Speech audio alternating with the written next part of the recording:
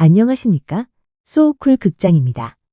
매주 목요일은 좋은 책을 읽으면서 여러분의 몸과 마음을 편안하고 행복하게 만들어 드리려고 합니다. 오늘은 극락 다녀온 스님 이야기 세 번째입니다. 서방정토 극락세계에 가서 아미타불 친견한 이야기를 여러분에게 들려드리겠습니다. 구독과 좋아요 그리고 알람 설정 부탁드립니다. 재미있고도 좋은 글로 보답하겠습니다. 제4장 극락세계에 가서 아미타불을 친견하다입니다. 도솔천을 나와서 능엄주를 외우기 시작하자 연화자가 나타나 발을 떠받쳤고 우리는 위로 떠오르기 시작했다. 귓가에는 바람 스치는 소리가 싱싱 났지만 그러나 바람이 분다는 느낌은 전혀 들지 않았으며 비행기를 탄 것처럼 그 속도는 표현할 수 없을 정도로 매우 빨랐다. 아름답기 그지없는 천상의 모든 풍경이 눈앞을 스치며 우리 뒤로 지나갔는데 속도가 너무나 빨라서 그 모든 풍경이 우리 뒤로 마구 내던져지는 느낌이었다. 대략 15분 정도쯤 지난 후 아래를 내려다보니 금모래가 땅을 뒤덮고 있었으며 길게 늘어선 나무들은 높이가 10여 장이나 되었고 나뭇가지는 황금으로 잎사귀는 옥으로 되어 있었다.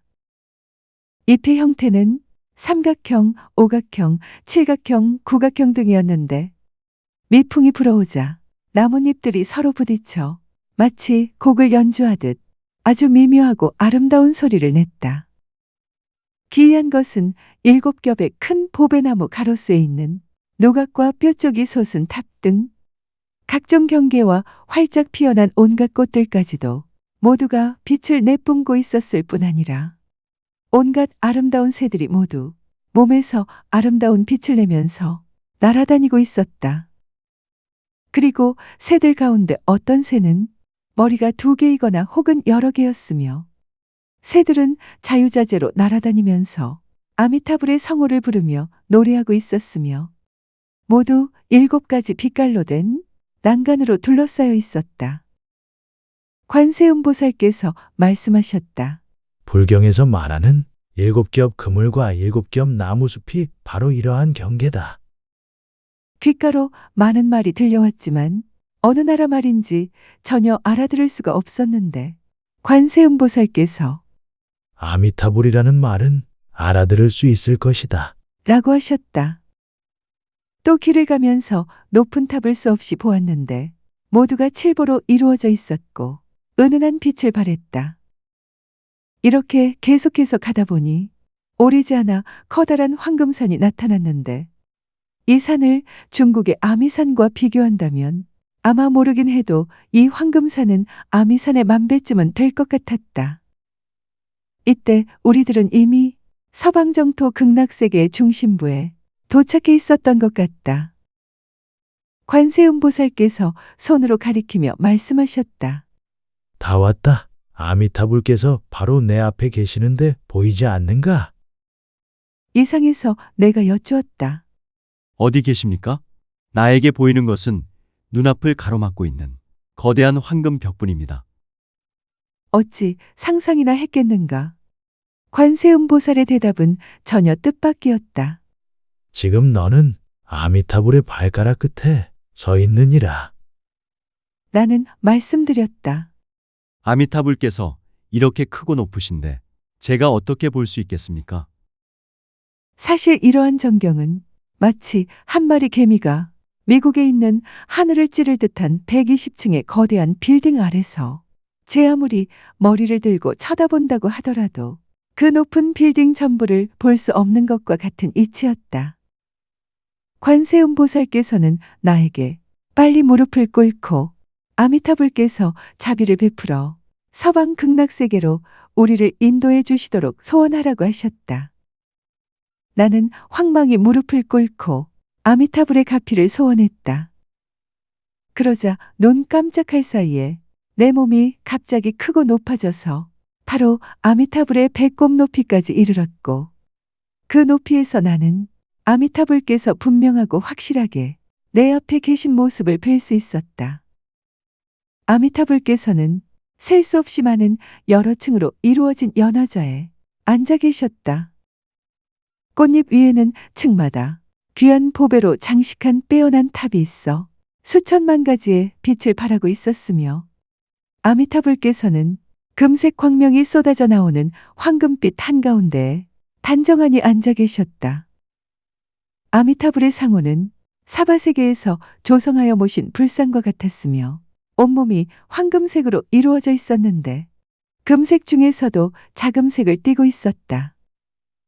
또 눈부시게 화려한 대궐이 보이고 다시 눈길을 멀리 두고 바라보니 서방 극락세계의 모든 모습이 다 한눈에 들어왔다. 이때 원관 노스님께서도 어느새 관세음보살의 본래 모습으로 변하셨는데 전신이 금빛으로 찬란하였고 의복에서는 수백 가지 빛을 발하여 남자인지 여자인지 확실하게 분간할 수 없었다. 관세음보살의 몸은 나보다 훨씬 크고 높았는데 대략 아미타불의 어깨 높이 정도쯤 됐다. 나는 내가 어디 서 있는지 이같이 뛰어난 경계를 보면서 넋이 나가 잠깐 한마디 말도 할 수가 없었다. 그 당시 눈앞에 수승한 경계를 하나하나 다 설명하려고 한다면 아마 일주일 밤낮이 걸려도 모자랄 것이다. 나는 지극한 마음으로 아미타불께 큰 절을 올린 뒤 다시 관세음보살께도 예배를 올렸다. 그리고 눈을 들어 멀리 바라보니 서방정토 극락세계의 전체 모습을 볼 수 있었다. 이때 나는 금빛 찬란한 법당과 법당의 각종 시설도 둘러보았다. 주변에는 금색의 투명한 몸을 갖춘 대보살들이 대략 수천 명쯤 앉아 계셨는데 모두 찬란한 광명을 발하고 있었다. 아미타불의 그 비길 데 없이 장엄한 모습만 이야기한다고 해도 한나절로는 모자랄 것이다. 가령 예를 들면 아미타불의 모습 가운데 그분의 눈동자는 마치 끝없이 드넓은 망망대해와도 같았는데 내가 이 사실을 이야기해도 믿는 사람이 없을 것이다. 그러나 내가 본 바를 사실대로 말하면 실제로 아미타불의 눈은 인간 세상의 큰 바다만큼 컸다. 불경에 따르면 선역 극락세계 땅은 10만억 붓다나라를 지나야 있다고 할 만큼 아득히 멀다. 시간으로 셈하면 우리가 1분마다 1광년을 간다고 해도 150억 광년이라는 시간이 걸려야 다다를 수 있는 곳으로 사람의 목숨을 가지고 본다면 그것은 도무지 가능성이 없는 일이다. 그러나 선역 극락세계를 가고자 발업만 세우면 우리는 찰나에도 문득 그곳에 다다를 수 있다. 만일 거리를 가지고 설명한다면 우리가 나서부터 죽을 때까지 걸어도 그곳에는 도달할 수 없다. 그러나 자신의 원력에다 아미타불이 베푸신 자비의 힘을 더한다면 찰나 사이에도 바로 그곳에 다다를 수 있다. 나는 아미타불을 향해 머리가 땅에 닿도록 몸을 구부려 절하면서 부디 자비심으로 보살펴 나고 죽는 것을 벗어날 수 있는 복과 지혜를 내려주시길 빌었다. 아미타불께서 말씀하셨다.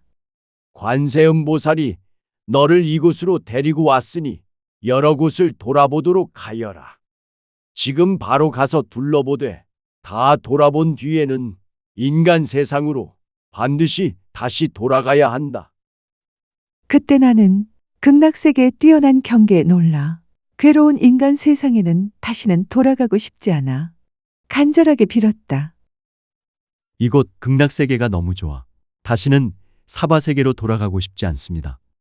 아미타불께서 저를 크게 사랑하고 불쌍히 여기셔서 이곳에 머무르게 해 주십시오.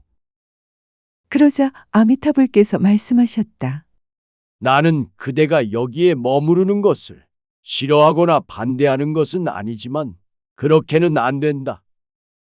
왜냐하면 내가 과거 이겁전에 이미 이곳 극락세계에 왕생하였었는데 내가 다시 인간 세상에 돌아가서 중생구제하기를 스스로 발언했었기 때문이니라.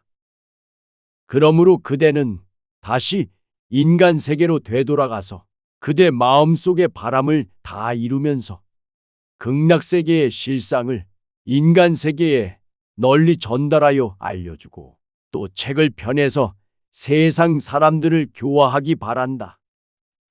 그런 다음 아미타불께서 시구를 읊으셨다. 네 왕생이 겁전 지인 발언 도중생 누세 부모급 친속 서구동기 구품년 그대는 이미 이겁전에 왕생하였네. 다만 중생을 제독고저 발언하여 여러대 어버이 모든 친족과 함께 구프면 곧 돌아오길 다짐하였네. 아미타불께서 이 시구를 다 읊으시자 나는 바로 그 자리에 선 채로 온몸이 진동하며 이겁전에 극락세계 왕생했었던 상황들이 모두 역력히 눈앞에 되살아났고 모든 것을 아주 똑똑하게 볼 수 있었다. 아미타불께서 관세음보살에게 말씀하셨다. 관세음보살은 저 스님을 데리고 극락세계의 여러 곳을 보여주도록 하시오. 나는 아미타불을 향해 삼배를 올리고 관세음보살과 함께 설법전의 큰 문을 나섰다. 이때 내가 본 큰 문과 회랑과 연못, 난간, 산과 대지 등이 모두 칠보로 이루어져 있는 것을 보았는데 7가지 보배가 빛을 발하고 있는 것이 마치 전기로 불을 켜는 전기기구 같았다. 가장 기이한 것은 이러한 유형의 물건인 듯한 것들이 모두 속까지 환히 비치어 그 사이를 걸림없이 지나다닐 수도 있다는 것이었다. 큰 문에는 금으로 된 4개의 큰 글자가 있었고 옆쪽에도 기둥에 써붙인 글귀가 있었지만 이해할 수가 없었다. 관세음보살께서 이 글자를 설명하여 주셨다.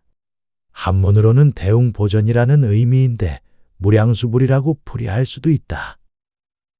휘황찬란한 법당은 웅장하기가 이루말로 다 표현할 수 없었는데 몇만 명은 충분히 들어갈 수 있을 것 같았다. 법당 안에는 많은 보살이 앉거나 서 있는 모습이 보였는데 어떤 분은 안에 계시기도 하고 어떤 분은 밖에 계시기도 하였으며 몸은 모두 금빛으로 아니 환히 비쳤다. 보살들의 키는 아미타불에 비해 조금 작아 보였는데 보살들 가운데는 대세지보살과 상정진보살 같은 큰 보살들도 볼 수 있었다. 내가 물었다. 업장을 지닌 중생들도 극락세계에 왕생하는 경우가 있습니까? 관세음보살께서 말씀하셨다. 그렇다. 하프마생에 왕생한 중생들이 바로 그대가 말한 대업 왕생의 경우인데 수행과 업장이 무거운가 가벼운가의 차이에 따라 하품 연화 중에서도 다시 3가지 등급, 즉 상, 중, 하 3품으로 나뉘며 그 가운데 하프마생에 왕생한 사람들이 대부분 업장을 지니고 오는 경우이다. 이제부터는 내가 곧바로 여기서 너를 데리고 하프마생에서부터 중품 중생을 거쳐 상품 상생에까지 가서 보도록 하겠다. 길을 걸어가는데 몸집이 천천히 조금씩 작아졌다. 이런 현상을 느끼자마자 바로 관세음보살께 여쭈어보았다. 왜 이러한 현상이 생기며 사람이 자꾸 작아집니까? 관세음보살께서 대답하셨다. 극락세계는 각 품마다 중생들의 경계가 서로 다르므로 신체도 크고 작음의 차이가 있는 것이다. 그래서 상품의 연꽃 중 가장 큰 것은 중국의 성을 4개 정도 합친 것만 하며 아무리 작은 것이라고 해도 3개의 성을 합한 것만 하다. 그리고 업장에 휘둘리는 범부 중생의 상태를 초월한 경지에 들어간 중품연화의 경우는 연꽃이 1개의 성만한 크기로 약 700~800리쯤 된다. 연부를 수행하는 수행의 경지가 각기 차이가 나므로 중품에서도 다시 상, 중, 하로 구분하며 총 9품으로 나누어지는데 우리들은 이제 아미타불이 계신 상품 연화세계에서 하품 연화세계로 내려가고 있기 때문에 하품 연화 중생들의 몸과 같은 크기가 될 때까지 우리들의 몸과 키도 갈수록 점점 작아지고 있다. 인간 세계에서는 몸이 아무리 크다고 해도 최고 8척을 넘지 못하지만 1000개의 하늘 사람들은 키가 3장이나 되는데 이것을 일러 배합경계라 한다. 사장이 끝났습니다. 다음 주 목요일 오장은 우리 중생들이 자기의 업장을 그대로 가지고 가면서 극락세계에 태어나는 하품연화입니다. 그렇다면 극락은 꼭 불자라야만 가는 것이 아닌 것 같기도 합니다. 다음 주 목요일에 뵙겠습니다. 들어주셔서 고맙습니다. 용어 풀이와 참고 문헌 그리고 자료 출처는 명기만 하고 따로 읽지는 않겠습니다. 참고하시기를 바랍니다.